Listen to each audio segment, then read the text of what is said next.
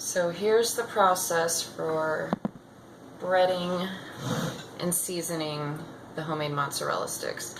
So the first thing we want to do is I have my flour, my egg mixture, my classic panko breadcrumb, and my Cheez It breadcrumb.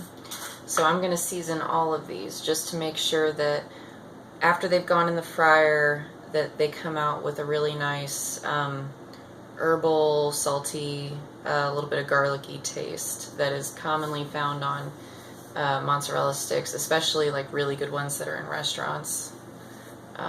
So I'm going to go ahead and do that. So for the flour, and I don't know exactly how much I'm going to put in each, so I'll kind of figure that out now and put it in the description box below. I'll put out all of the measurements as best I can in there. So for the flour, I've just got a 1/4 cup here, so I'm probably going to put like a 1/4 teaspoon of salt in there. And then probably about the same of black pepper. And then for the milk egg whisk mixture, I might put a little bit more. I'd say between 1/4 and 1/2 teaspoon of salt for that.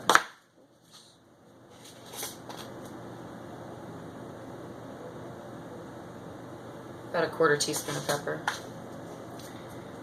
And then I'm going to go ahead and mix these up before I get to the breading.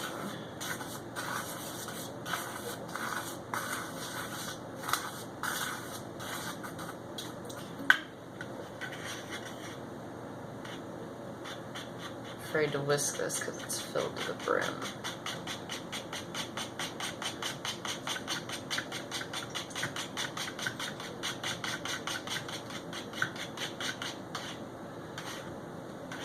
Alright, now for the breadcrumbs. So I'm going to start off with, I'm going to go ahead and remove the cap, get real.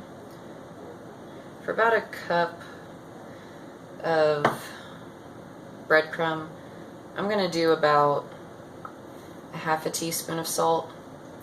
I find that even though the cheese is salty, and even though just the whole meal is salty, the breading, it seems like it takes quite a bit of herbs and spices to put in there, because by the time you put it in the fryer and then pull it out, sometimes it just tastes like there's not a whole lot of flavor to it.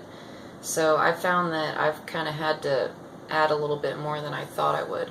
So I'm going to do about 1/2 teaspoon of salt in that, and probably just about 1/4 teaspoon of pepper. I'm not sure how I want to season the Cheez Its yet. And for the garlic powder, for 1 cup,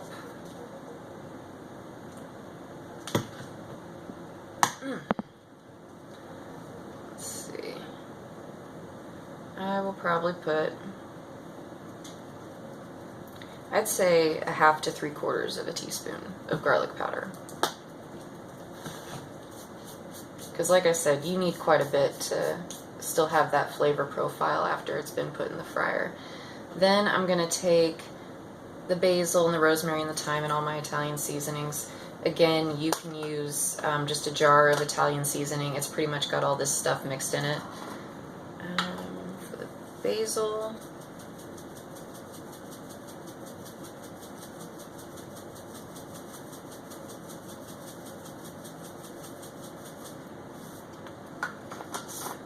probably about 1/2 teaspoon. Let's see, rosemary.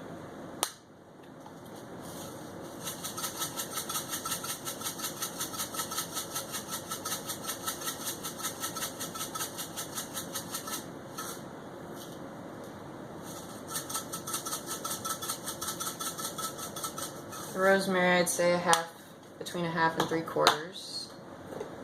Let's see. Do a little bit of oregano.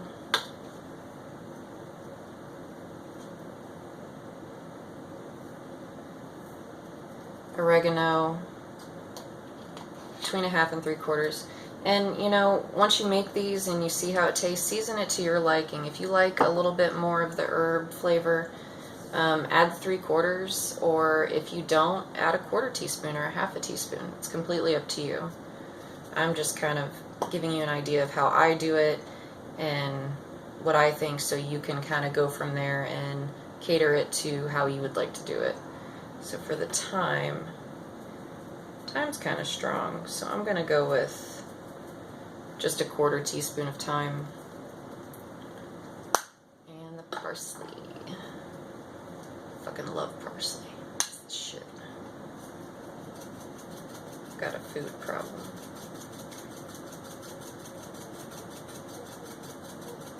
For parsley, it's kind of got a strong flavor too, so I'm going to do a 1/2 teaspoon. And let's see, last but not least, Parmesan. And the Parmesan is going to add a little extra salty flavor to your breadcrumb as well. So, Parmesan. I haven't been able to put too much Parmesan in this shit, so I'm just going to kind of put it in and see what I think. That's probably about 1.5 tablespoons of Parmesan. And it just adds that nice, rich, like, almost a nutty flavor that Parmesan has compared to other, like, softer cheeses. And I've got all that in there, so I'm gonna stir this around. Just be kind of careful with it. And all these herbs and spices, along with the Parmesan, should give your mozzarella sticks a crust that tastes nice and herby and flavorful, like you'd get at a good restaurant. Like, I think of Red Lobster when I think of mozzarella sticks. That's something me and my dad always used to order as an appetizer when I was a kid, and they just had the best fucking mozzarella sticks. So this blend, or some degree of these measurements, should give you a nice classic Italian flavored mozzarella stick. And that's what it looks like. You can see the herbs and all that blended in. Now for the Cheez It breading, I don't know if I want to take away from the Cheez It flavor too much, because I really want to see if it'll work. I've tried Dorito crusted mozzarella sticks, and it didn't work in the fryer. It seems like whatever powder coating they have on the Doritos, once you fry it up, the flavor's just gone. So I decided to try Cheez Its instead, hoping that maybe instead of it being more, instead of the cheese coming from a powder base like they put on top of the Dorito, maybe the cheese flavor more so comes from within the Cheez It, and maybe it'll hold better. So I'm just gonna add a little bit of salt. I'm just gonna do a 1/4 teaspoon. I will add a little bit of pepper, probably about 1/8 teaspoon of that as well. And then just for shits and giggles, I think I'm gonna add some Parmesan, because that's cheese. That's gonna go good with cheese.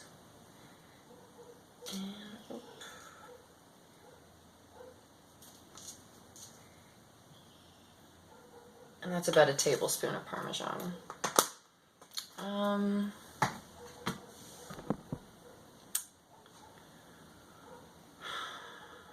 I will add a little bit of parsley just to give it a little bit of herb flavor.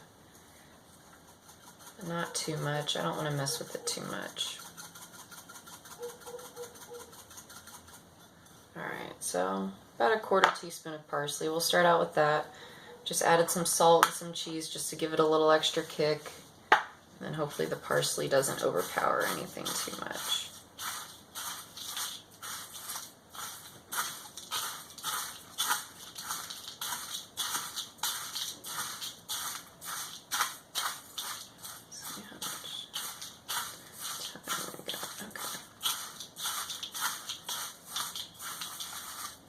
Evenly mix it.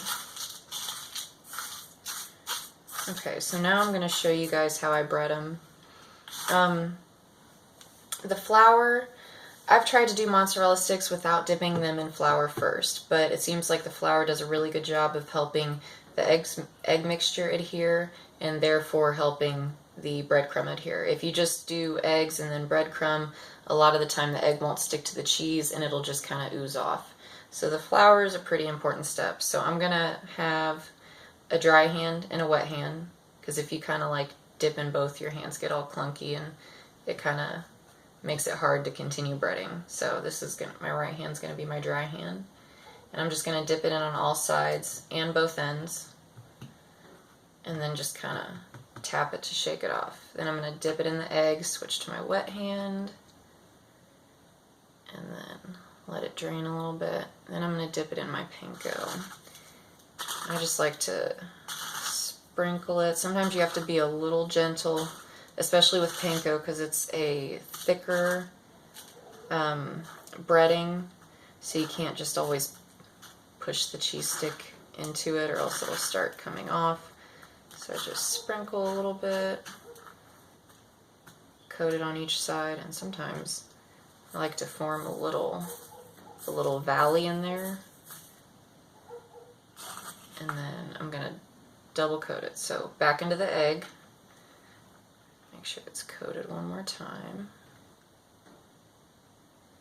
And then I'm going to put it in my breadcrumb valley. And then just kind of like push it up to the sides. That way it'll stick.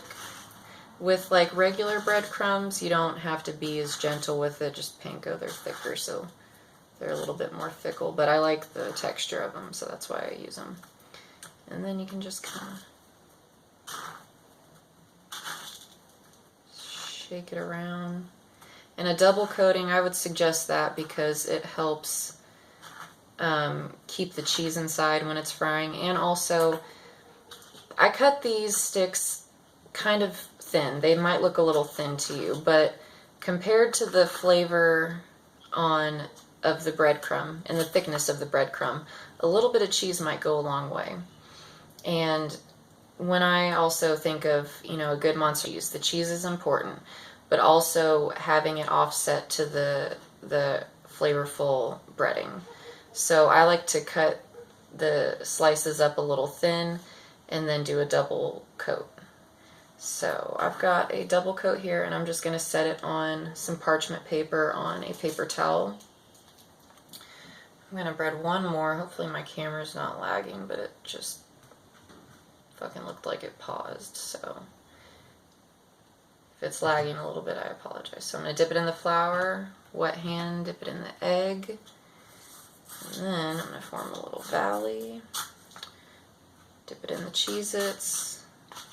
Brush it to the side, kind of bury it in there, and then press. Press down on the sides, and that'll kind of help you get an even coating. Okay.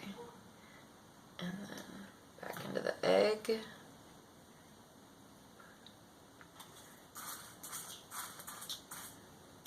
And back into the breadcrumb. I'm excited to see how these turn out. That'd be cool if they had some flavor to them. That'd be a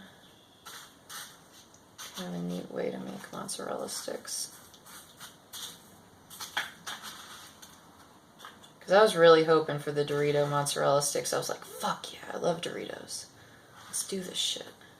And then they had no flavor, and I was like, god damn it. Okay, so this one's been double coated. I'm going to set it aside. I'm going to finish these up, and then I'm going to put them in the freezer for 2 hours on this paper plate. And it's important to put them in the freezer, I'd say at least a minimum of an hour and a half before you fry them. That way the cheese stays inside and it has enough time to get melted. If you fry them at room temperature, the cheese is going to ooze out right away, and it's not going to be long enough for your breading to get crispy by the time the cheese comes popping out. So I'm going to freeze these, and then I'm going to make another video on how I season my marinara sauce up a little bit, and then we'll get to frying.